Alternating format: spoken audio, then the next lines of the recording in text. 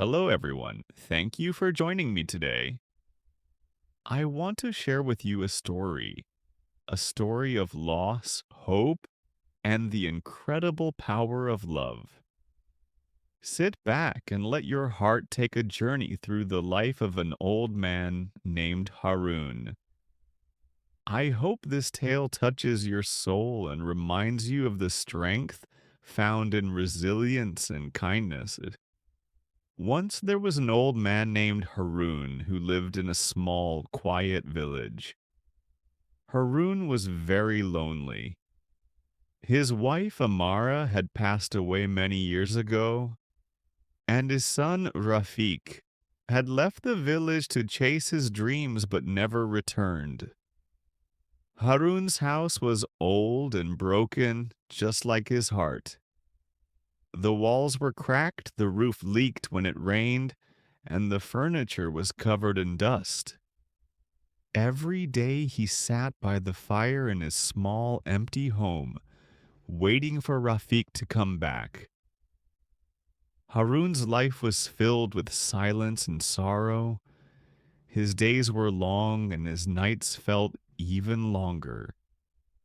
The sound of the wind whistling through the cracks in the walls became his only companion. His meals were simple and sparse. Stale bread, a bit of cheese, and occasionally a few vegetables from his failing garden. He wore the same threadbare clothes day after day, mending holes with trembling hands. At times he would wake in the middle of the night, his heart heavy with dreams of his family, only to realize that the house was as empty as ever.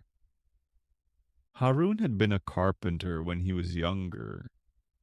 He made beautiful things like tables, chairs, and toys for children. People in the village loved his work and called him a master. His hands were strong and his heart was full of joy when he worked. Each piece he crafted was a reflection of his love for life and his family. He remembered the day he made a crib for Rafik as a baby. He had carved tiny stars and moons into the wood, imagining his son dreaming under the night sky. But now his hands shook, and he could no longer make the things he once loved to create. His tools lay forgotten, covered in dust, their once sharp edges dulled by time. Every morning Harun would wake up early. His back ached and his knees felt stiff, but he still went outside to his small garden. The garden was not beautiful anymore. The flowers his wife had planted were gone, and the soil was dry and hard. He missed the vibrant colors of the roses and the soft fragrance of the jasmine. Still, Harun would kneel in the dirt, pulling out weeds and trying to make the garden alive again. If the flowers return, maybe Rafik will too, he often thought. Harun's isolation deepened his misery. The villagers, once friendly, had grown distant. They would nod politely when they saw him, but rarely stopped to talk. Some whispered that he had gone mad with grief. The sound of children laughing in the distance reminded him of Rafik's childhood, and he would smile briefly before the ache in his heart returned. One day, while looking through an old wooden box in his workshop, Harun found something special. It was a small wooden bird he had carved for Rafik's birthday many years ago. The bird's wings were wide open, as if it was ready to fly. Harun held the bird tightly and felt tears fall down his face. He missed his son so much that it felt like a physical ache in his chest. As he looked at the bird, an idea came to him. What if this bird could carry a message to Rafik? It was a silly thought, but Harun felt a small spark of hope in his heart. He decided to write a letter to his son. Slowly, with his shaking hands, he wrote, "Dear Rafiq, if this bird finds you, please know that your father is waiting for you.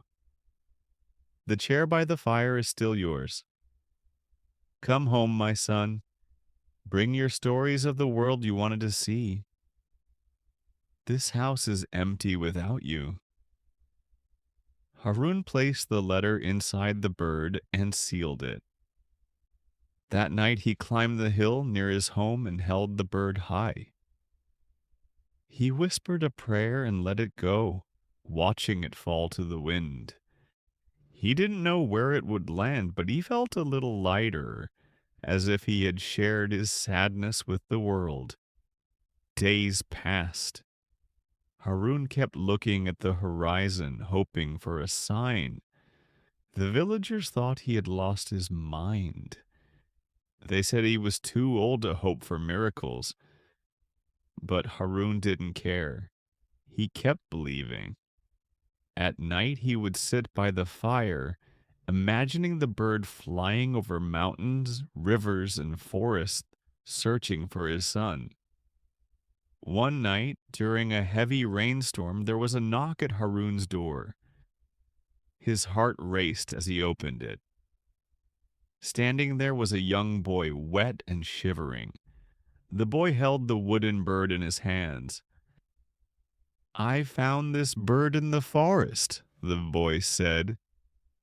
"It spoke of a father waiting for his son. My father died last year, and I have no home." Harun's heart ached for the boy. He invited him inside and gave him dry clothes and warm soup. The boy, whose name was Tariq, shared his story. He had been wandering from place to place, searching for a home.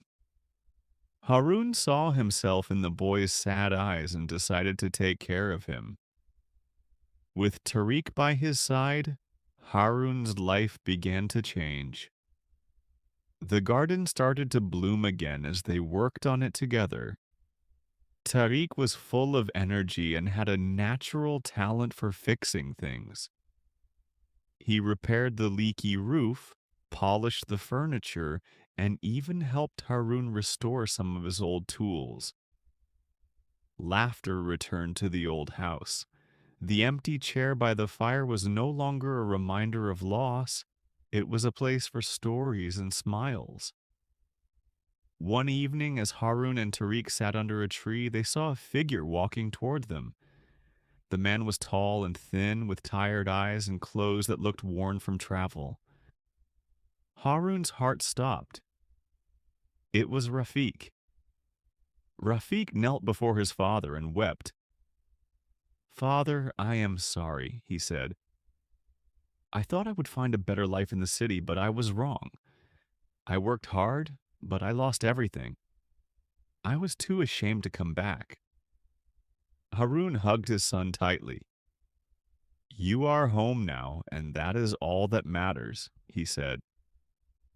Tariq watched them, his own eyes filling with tears. For the first time in years, Harun felt his heart swell with happiness. From that day on, the house was filled with love and life. Rafiq helped Harun and Tariq in the garden, and together they planted flowers that danced in the wind. They shared stories by the fire, each one bringing them closer together. The misery in Harun's heart was replaced by joy. He had not only found his son again, but also a new family in Tariq. Harun's story teaches us that even in the darkest times, a little hope and kindness can create miracles. Life may test us with loneliness and sorrow, but love always finds a way back to our hearts. Thank you for listening to this story.